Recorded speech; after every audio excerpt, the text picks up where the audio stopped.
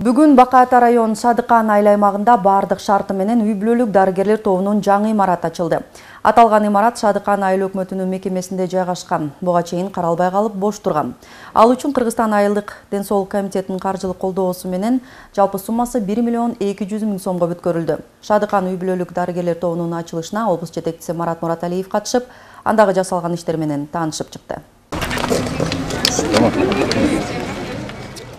Бүгүн Садыкан айыл аймагынын тургундары үчүн кубанычтуу күн. Анткени көптөн күткөн номер 4-үй бүлөлүк дарыгерлер тобунун жаңы имараты ачылды.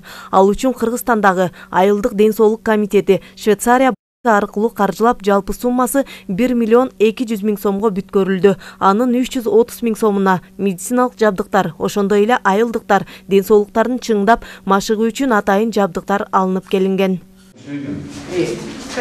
Айылда жугуштуу эмес оорулардын алдын алуу максатында атайын элдердин ден соолугун оңдоо үчүн фитнес клуб болуп атайын ачылганда, бул негизи адамдар инфаркт, инсульт болуп ооруп калганда сөзсүз ушундай доктурдун көзөмөлүндө болуп, ошолорго ушундай бир кыймыл аракеттерди үйрөтүү, эрежелерди үйрөтүү, аларга көңүл буруу максатында ошентип утуп алган проект болуп ишке ашып атат бүгүнкү күндө.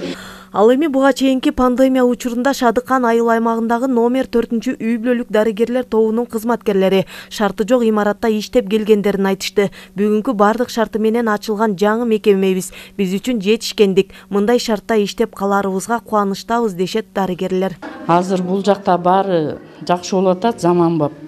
Ысык суу, муздак суу ичинен чыгып атат.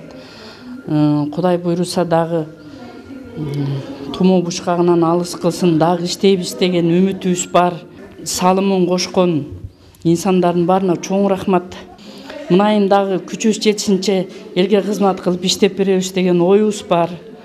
Буйруса абдан жакшы КСВ болду деп өзүм ичимен кубанып атам.